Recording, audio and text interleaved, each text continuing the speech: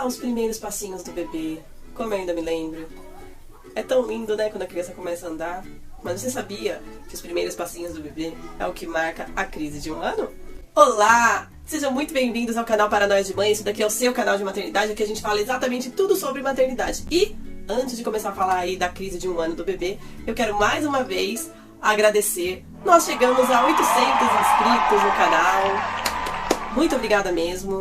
Não tem nada melhor como a gente ser grato às coisas boas que acontecem na nossa vida. Eu sou muito grata a vocês aí, meus inscritos, tá? Que vêm de outras redes sociais, as pessoas próximas que estão aí dando aquela força. Muito obrigada mesmo, do fundo do meu coração. E no vídeo de hoje, a gente vai fechar a série de vídeos que eu falo sobre as 4 crises durante o primeiro ano de vida do bebê. E hoje nós vamos falar da crise dos 12 meses, a crise de 1 ano, que também é conhecida como a crise da ambivalência, dependência e independência. A crise de 1 ano do bebê, ela ocorre exatamente quando o bebê começa aí a treinar, né, dar os seus primeiros passinhos. Lembrando que assim como as outras crises, né, as dos 3, dos 6, dos 8 meses, né, que todas elas têm vídeo aqui no canal, ela também pode ou antecipar, né, ou ser um pouquinho depois, né. Então pode ser aí, começar com uns 9 meses, ou um pouquinho, 1 ano e 1 mês, 1 ano e 2 meses. Que vai estar aí dentro do esperado. Lembrando que o esperado não é categórico, né, gente? Não significa que vai ser exatamente naquele momento. Pode ser um pouquinho antes e um pouquinho depois, tá? E o que acontece durante esse primeiro ano de vida que marca aí essa crise do bebê? O que faz o bebê ter essa crise? Quando ele começa aí a dar os primeiros passinhos. Enfim, como a crise, né, ela é justamente caracterizada por essa dependência-independência, ela vai mostrar que o bebê, quando ele começa a dar os primeiros passinhos, ele quer, né, explorar o mundo, ele vai começar aí, né, a abrir gaveta, vai começar, né, a mexer aí nas tomadas, né, então é um momento que a gente precisa realmente, quando a criança começa aí a dar sinais de que tá querendo andar, a gente precisa proteger a casa, isso é muito importante, né. Algumas vezes a gente ainda escuta as pessoas falando assim, não, criança que tem que aprender, na minha casa eu não vou mudar nada no lugar, eu não vou subir nada. Enfim, a gente escuta ainda isso. Quando na verdade, sim, se você tem uma criança que ainda não conhece nada, ela está começando a explorar o mundo, é você que tem que fornecer um ambiente seguro para esse bebê, para que esse bebê possa se desenvolver, porque é uma fase muito importante do bebê. Ele está começando a explorar, ele está começando a conhecer. É muito importante aí que você realmente se certifique de que essa casa está segura para que esse bebê possa aí se movimentar. Então, o bebê entra em crise quando ele começa a perceber que quando ele dá os primeiros passinhos, ele consegue, né, ficar aí um pouco longe desses pais, mas que ao mesmo tempo, ele sente que ele precisa desses pais, que ele precisa desse colo. Então, a crise acontece justamente pelo fato de ele ficar, né, com essa ambivalência, né, com essa confusão na cabecinha dele, da maneira dele, no entendimento que ele tem no momento, e é por isso que ele entra em crise. Quais são os sinais, os sintomas dessa crise? Um dos primeiros sintomas dessa crise, né, que as mãezinhas relatam muito, que os pais relatam muito, é mudança nas mamadas, se o bebê ainda mama, ou no apetite mesmo, o bebê passa a comer menos, a mamar menos, né, às vezes ele começa realmente a rejeitar alimentos. A criança, ela pode apresentar aí durante o dia uma agitação muito grande durante o dia. Ela também pode apresentar uma mudança no padrão de sono, né, então ela pode passar a acordar mais vezes durante a noite. Ela também vai passar aí, com certeza, a demandar mais atenção da mãe, que é na verdade, as características de todas essas crises, elas são muito parecidas, né? Então você deve se atentar se quando o seu filho chegar aí essa faixa etária, mais ou menos 9 meses, né, 1 ano e 3 meses, se ele está apresentando essas características que pode ser por conta exatamente da crise de 1 ano.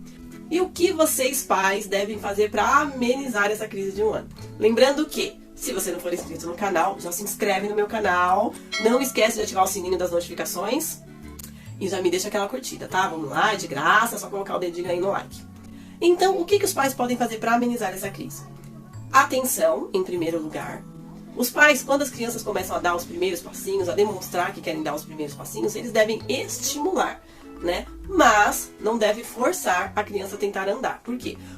Porque a criança, ela vai começar a andar quando ela estiver fisicamente, cognitivamente, emocionalmente estruturada para andar, né? Então não pode forçar uma barra para essa criança andar. O importante é que os pais estejam ali, estejam por perto para acompanhar, para estimular, para brincar, para que essa criança ela consiga sentir que ela está num ambiente confortável e que essas pessoas que estão aí ao redor dela são confiáveis para que ela realmente se sinta à vontade para treinar, né, dar esses primeiros passinhos.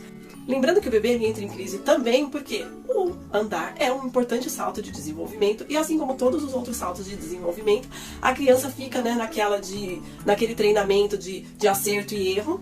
E quanto mais ela vai tentando e errando, isso vai angustiando, isso vai estressando ela. E por isso também, né, que acontecem aí as crises, né, que acabam resultando aí nessas mudanças bruscas de comportamento dessa criança.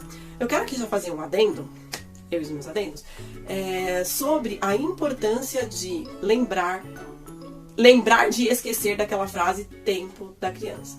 Porque o que acontece? Existe sempre marcos no desenvolvimento da criança que correspondem a faixas etárias, que certas coisas devem acontecer em tal faixa etária. Lembrando que esperado não é obrigatório, mas é sempre um pouquinho para mais, um pouquinho para menos.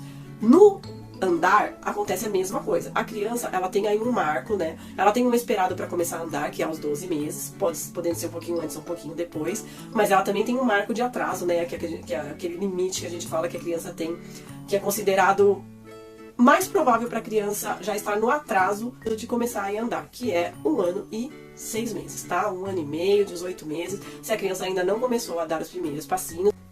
É muito importante que você leve essa criança no pediatra para que o pediatra te indique aí o melhor especialista, né, para verificar se não está acontecendo alguma coisa com essa criança. Normalmente, não é nada demais. Costuma ser mesmo ou uma falta de estímulo, né, ou um estímulo incorreto. Então, pode realmente não ser nada demais, mas não é a gente que avalia isso com o nosso achismo, né, e nem com os palpiteiros de plantão. Quem deve avaliar isso é um pediatra. Por que eu sempre falo isso? Tudo que a gente antecipa, tudo que a gente chega antes, a gente tem a probabilidade de, se tiver algum problema, ter uma melhora, uma cura, né, um prognóstico de uma melhoria, né, de uma qualidade de vida. Então, quem chega antes, descobre antes, obviamente as chances são maiores. Claro que eu não estou falando que a criança com 18 meses mandou vai ter alguma coisa. Eu não estou falando porque eu não sou especialista. Eu estou falando das probabilidades, né, do que a gente entende sobre o assunto. O importante é você levar num especialista para o especialista avaliar. Porque pode não ser nada, mas também pode ser alguma coisa, né, grave ou alguma coisa simplesmente que você, descobrindo antes, tem um prognóstico bom. Então, esse daí é um alerta. E o que a gente faz para melhorar essa crise? A mesma coisa que a gente faz com todas as outras crises. Muito amor, muita paciência, muita dedicação. Lembrar que esse é um momento muito importante, tanto para o bebê quanto para nós pais, né? Nós pais, a gente não vê a hora dos nossos filhos falarem, andar. E aí, quando os nossos filhos começam a falar, começam a andar, a gente começa a pedir stop. Na verdade, depois que eles começam a andar e falar, a gente não vê a hora deles ficarem quietos no lugar. É assim mesmo que funciona e não se preocupe se você também pensar assim, se isso estiver acontecendo com você, porque isso é o normal mesmo dos pais. Mas, realmente, o que a gente precisa é acolher, dar colo, dar atenção, ter paciência, ter muita paciência, saber que eles vão ficar mais carentes, né? O importante é que a gente esteja sempre disponível, que a gente esteja sempre receptivo, entender que esse é o marco importante mesmo do desenvolvimento. E quanto tempo dura essa crise? Lembrando que, assim como as outras crises, essa crise vai durar em mais ou menos 7, 15 dias.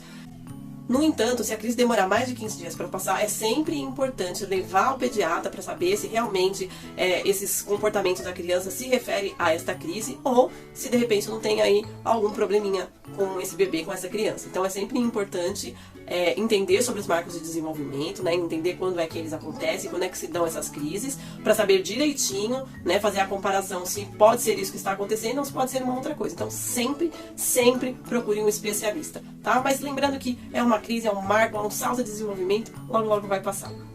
E antes de finalizar, eu gostaria de dar uma dica aos pais. Eu já vi em alguns momentos quando os pais estão ali ensinando os filhos a andarem e o filho cai, porque lógico, ele vai cair, levantar até ele conseguir, né? Porque ele só vai realmente conseguir quando o cérebro dele, né, e os movimentos, né, e as perninhas, eles realmente se entenderem. Tanto que é por isso que essa tentativa de acerto e erro vai acontecendo muitas vezes.